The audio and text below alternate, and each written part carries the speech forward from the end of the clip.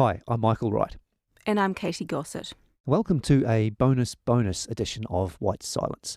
We're calling it that because we released a bonus episode on November the 28th to mark the day of the 40th anniversary of the Erebus disaster.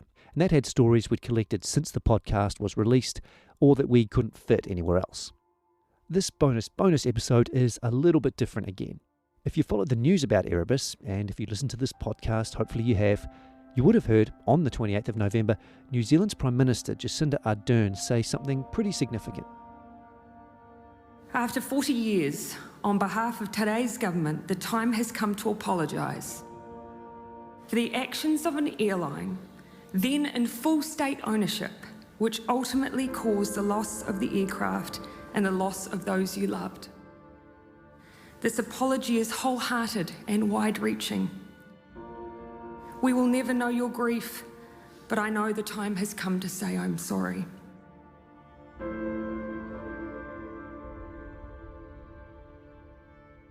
The New Zealand government and Air New Zealand apologised for the Erebus disaster. This was a pretty momentous step. It was something we talked about ourselves in episode 6, that Air New Zealand had clearly made mistakes that contributed to the crash, and an apology for that was sorely needed so that people, especially the families of the victims, could really move on from what happened. This apology was not expected, and it was a big deal. The government was accepting the findings of the Mahon report and clearly saying the pilots weren't to blame for the crash. We really felt like we had to do something to acknowledge it, so we spoke to Jacinda Ardern. I read all of the statements made at the time that the Mahon report was finally tabled in Parliament in 1999, and it all built a picture for me of unfinished business, and that wasn't right. We'll have that interview for you soon, but first we want to talk a little bit about the news of the apology, because it was genuinely surprising to a lot of people. Maria Collins, you'll remember she's the widow of the captain of Flight TE901, Jim Collins. Maria sent me an email on the morning of November the 28th, the anniversary. And in that she wrote, "In a century or two there will be an apology from the airline, but it's too painful to do so in our lifetime." Well, later that day, that apology arrived. One of our producers, Justin Gregory, spoke to Maria Collins and started off asking her about that. So you had no idea the apology was coming? None whatsoever. In fact, I'd cynically said that we'd be long dead and buried before anybody would come up with the word apology, and it would come in 100 years' time or something like that. When did you sense that an apology might be coming? I had no sense whatsoever until sitting in that marquee and listening to the niceties that are always said with these occasions. And suddenly she came out with this, and then followed immediately by the chairperson of the Air New Zealand board, that they each extended an apology, and I was totally taken aback. I couldn't really believe my ears. Yeah, what made you think it was so impossible? Well, it's easier to apologise when you've had nothing whatsoever to do with it, so that there's not a hint of guilt, and you can blandly forgive the sins of the forefathers, as it were, because you had nothing to do with it yourself. Justin did this interview with Maria Collins in Auckland a couple of weeks after the anniversary. And listening to it, the next thing she said kind of surprised me. You would have heard on this podcast Maria Collins talking about the pain of her husband being blamed for the crash in the Chippendale report back in 1980 and the lingering effects that had on the family. Well, when Justin asked her if it was a good feeling to hear the apology, this is what she said. Well, it doesn't change anything, Justin, does it? No. Maybe the history books will now say that on the 28th of November 2019, an official apology was extended by the Prime Minister at the time and the chairperson of Air New Zealand, but it doesn't change anything, and you will have read the letters to the editor, and the comments in the daily paper are just as vicious, vindictive, or calming and apologetic as they always have been. The Prime Minister was unequivocal, though. That surprised me when I was listening to it. Yeah, she was. But as I say, we've known that. But having said, right, well, it wasn't his fault, my husband's fault. doesn't change anything further, and that he doesn't come down from a silver cloud and say, well, now that I'm forgiven, I can come and live amongst you again. It doesn't work like that.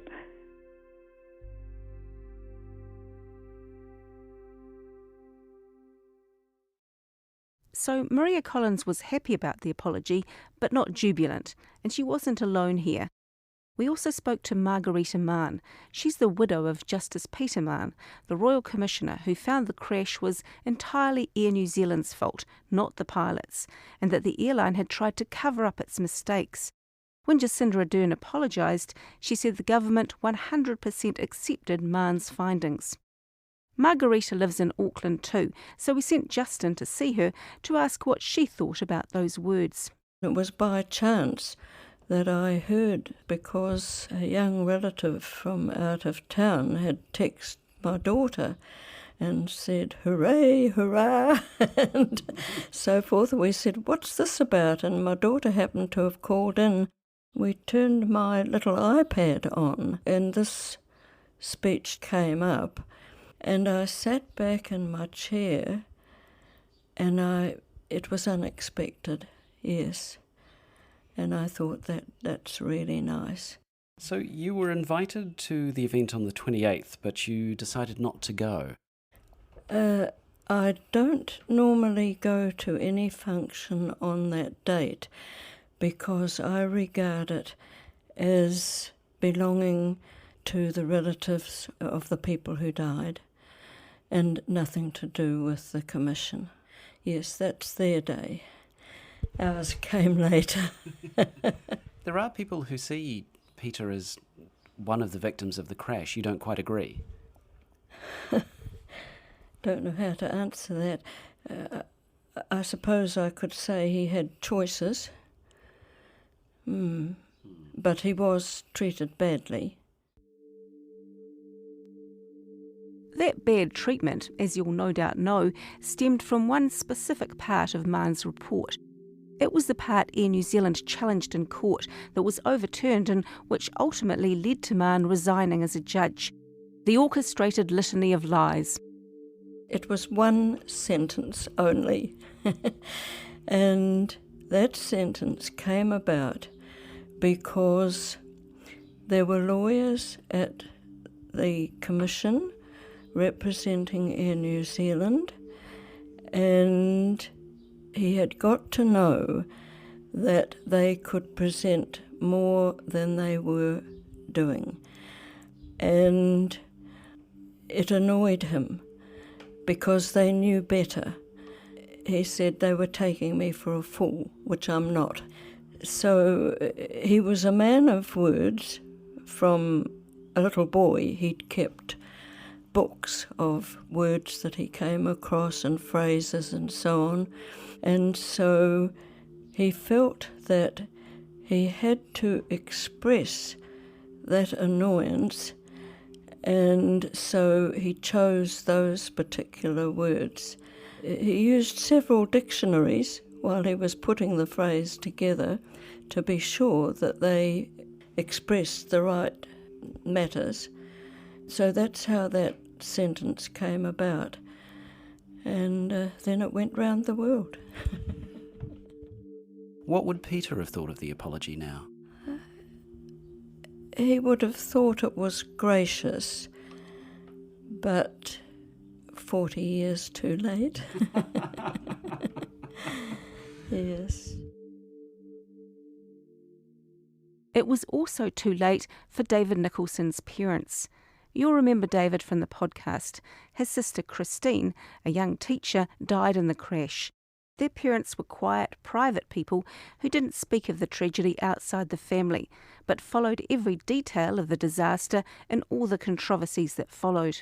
I think that they deserved to hear the apology. They had read widely all the evidence and analysis that had gone on around the accident.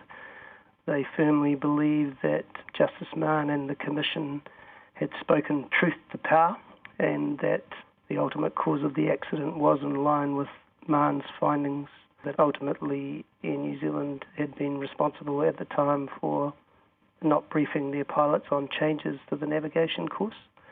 they would have felt that the voice of the small people had been heard, I think. As for David, well, he'd never really been to any of these official commemoration things before and didn't quite know what to expect. But because we'd approached him to be on white silence, he decided, on behalf of his parents, to go along after 40 years and bring his children. And maybe it explained some things for them too. Well, it fills in a bit of history for them, and as to the level of controversy that followed the event and the fact that my parents had always been very sad and quiet about those events. I think also I felt very close to my parents and sister during the event. It was nicely done and well presented, and it gave us the opportunity for reflection, and in that reflection I felt very close to them.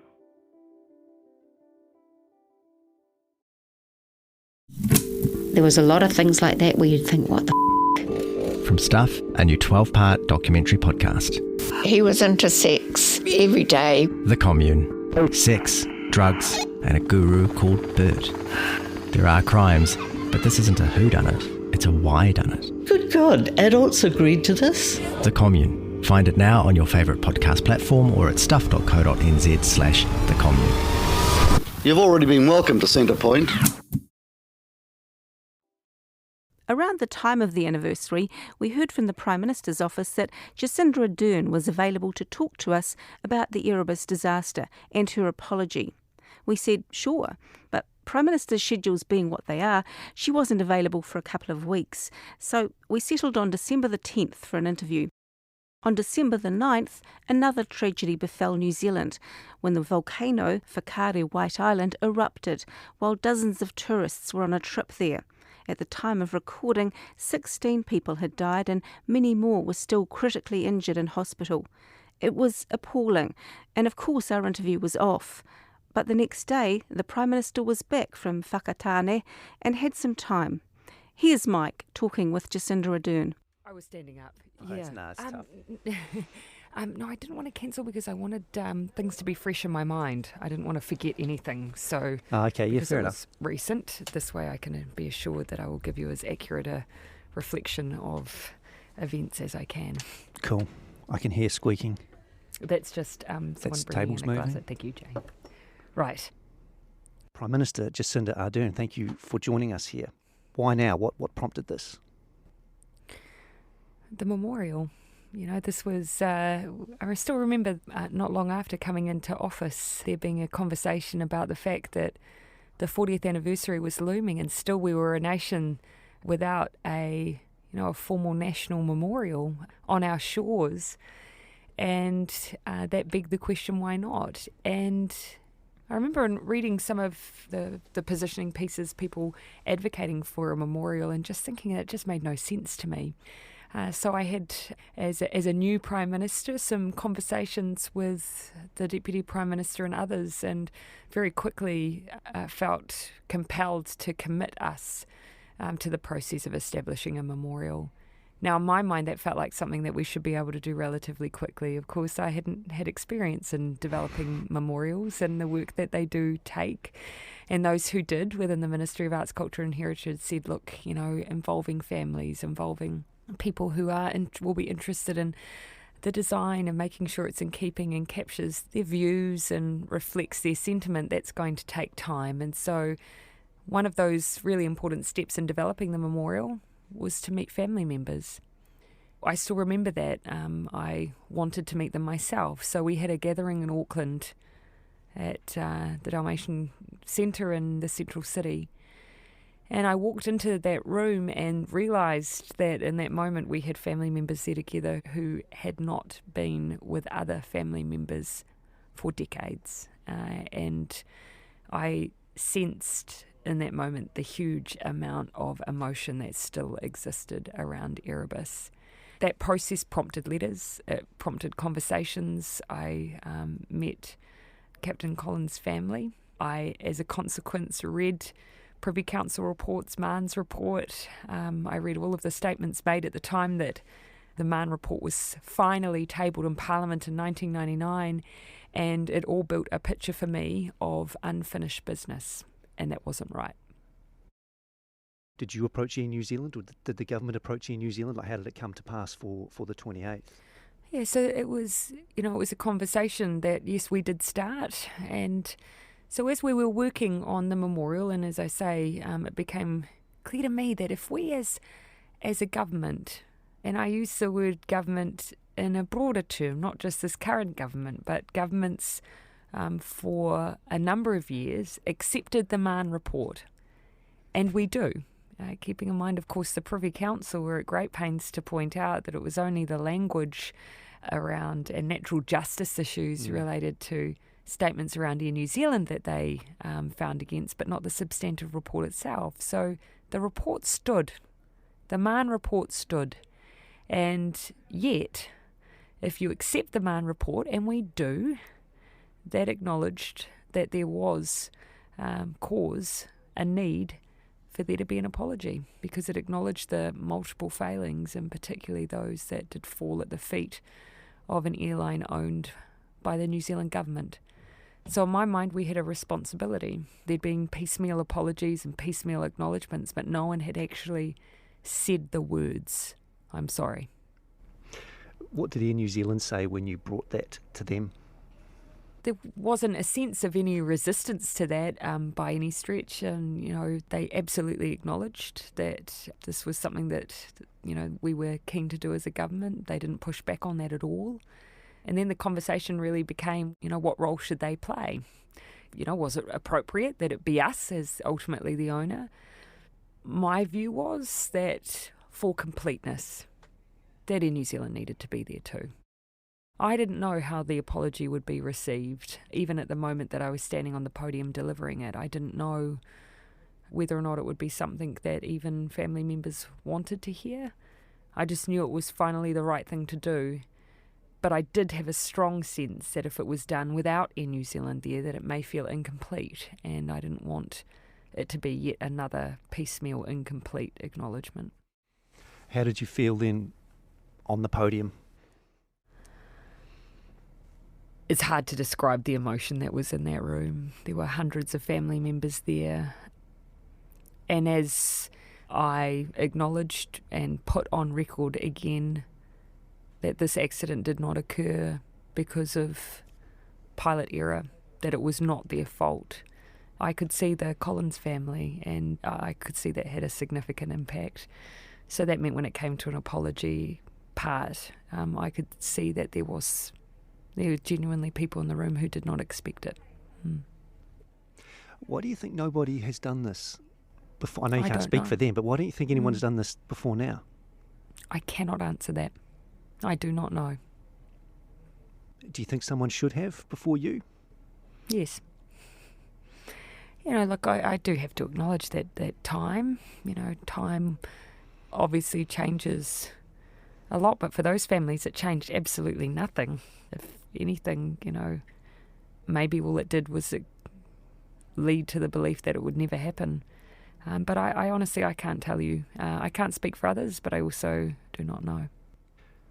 I just want to pick up before we move on a couple of things from the speech specifically. One of them that stood out to me when I read it was, and you mentioned this earlier, once you'd sort of given your summary of Chippendale report, Mahon report, Court of Appeal and all of that, you came back to the Mahon report. I did. And you said those findings stood then and they stand now. Yeah. The pilots were not responsible for this tragedy. And I stand here today to state that again. State that again. Yep. Is that the government taking a position on the cause of the crash here, or are you just accepting the findings as submitted by the Royal Commissioner there? Well, those were the findings. We've accepted the findings, and in fact no one has, of course, I think, resolved from that, apart from, I think one of the things that was probably most striking for me was not only the huge contribution that Mahon made by establishing the multiple factors, but by pointing out that actually there were some that were hugely significant amongst that list. And of course many credit him for the contribution he made to the future of investigations of this nature. But what is very clear from his report is his position on the pilots. And yet, there's still this for me, when I was reading around the history of the time or seeing some of the commentary, of course, despite the fact that that was on record and that was never challenged, those substantive findings were not challenged, and yet in the back of some people's mind may still exist a hangover of Chippendale, and there's injustice in that. And so that was an opportunity to just restate what I felt should be restated. Hi, it's Mike here. This part of the interview just needs a little clarification because it raises an issue that comes up a lot in the fallout from Erebus. The Prime Minister is correct in saying that the substantive findings of the Mann report were never challenged. It's important to say, though, that those substantive findings, i.e. what caused the crash, they couldn't be challenged. You might remember when we talked about the Court of Appeal decision in episode 5, we explained how a Royal Commission isn't a court. The findings aren't a verdict, so they can't be appealed. So when Air New Zealand contested the Mann report on those natural justice and jurisdiction issues, that was through a judicial review, and it was about all they could really do. Whether they would have appealed the actual findings if they could have, and whether they would have won, are kind of moot points. But we do know there were a lot of people in Air New Zealand who disputed those conclusions as well. Okay, back to it. There will be some people, and I know there will because I've heard from some of them since, who don't agree with your apology on the 28th, because as they see, the pilots should take at least some responsibility for this crash. What would you say to those people? Erebus will be forever an event in our history that will hold a huge weight, multiple different perspectives from multiple different people. All I think we had a responsibility to do was lighten the load. And we've tried to do that based on evidence.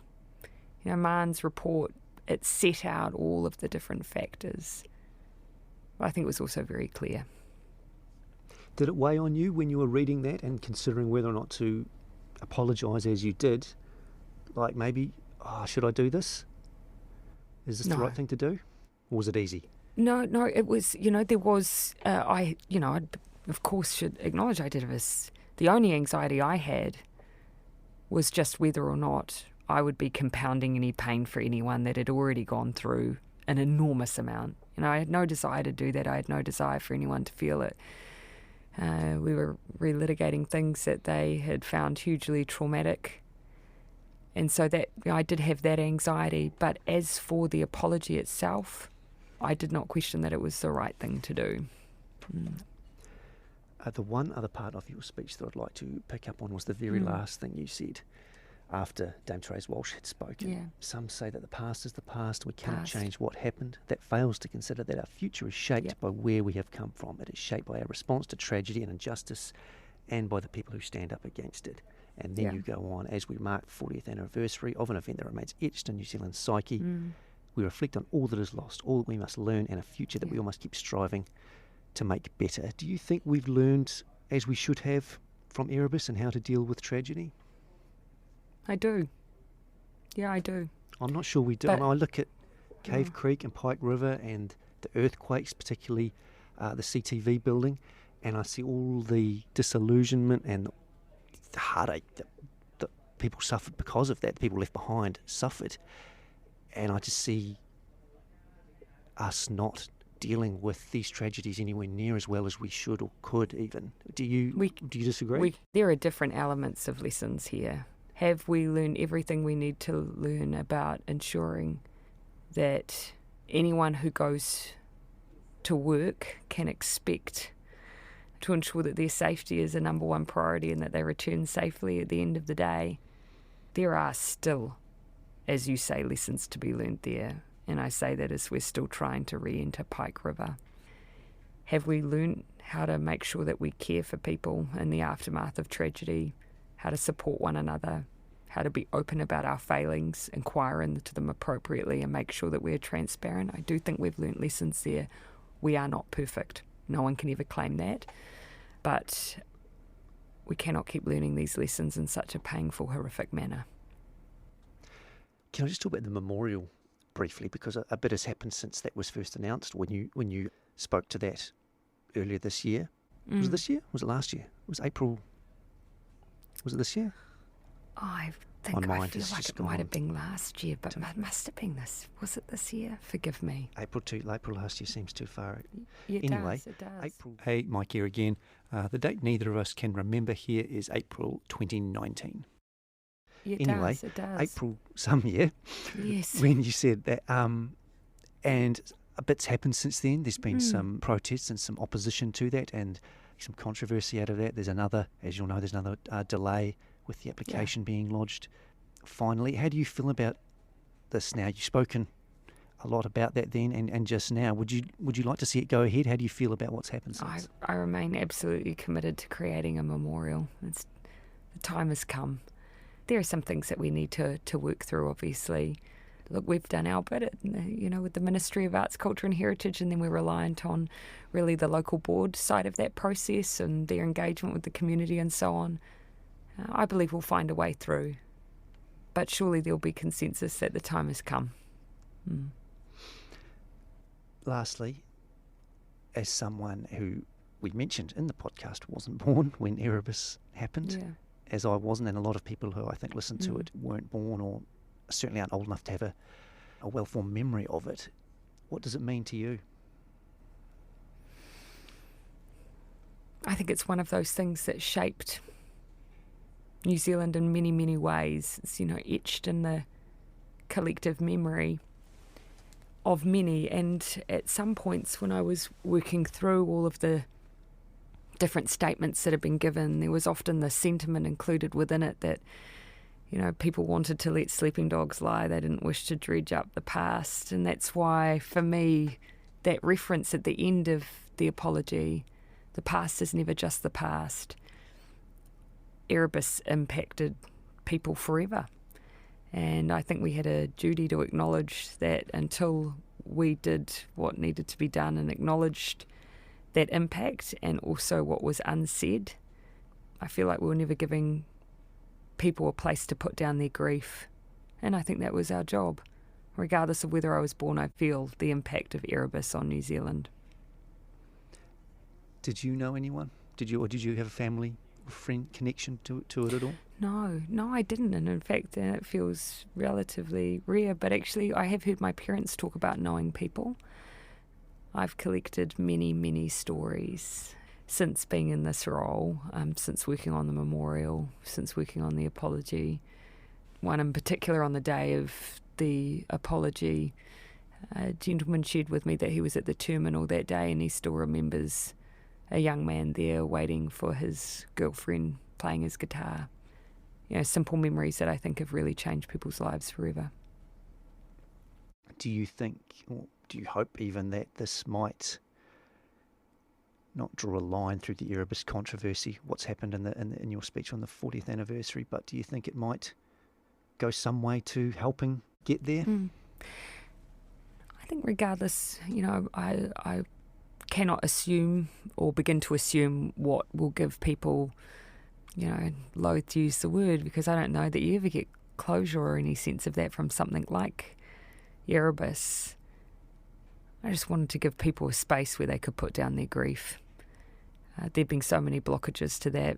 Too many people had to fight too hard for too long to get basic recognition of some really important facts, and that I think had really prevented people just being able to grieve. So if after 40 years we could do one thing, we could do that. Is there anything else you'd like to say? No, I think that. Thank you for reading the statement. I pondered a lot on those words. Did you write it yourself? Yes, I did. Substantively, there were some elements that I went through quite carefully with some agencies' versions of it that I just disagreed with and rewrote substantively, but predominantly it was my words. Cool. Hey, thank you for this, Jacinda. That's great. No worries. Thank you. We're done now, so yeah. Cheers. So that's potentially the last chapter in the Erebus story, but we will be back. Remember, we're hosting a live show of White Silence in Christchurch in January as part of the Bread and Circus Buskers Festival. It's a panel discussion, so we'll have some special guests, and Michael and I will both be there to talk about how we made the podcast and answer your questions as well. It's free, but you do need a ticket to get in. Go to breadandcircus.co.nz/White Silence for more details. Thanks for listening.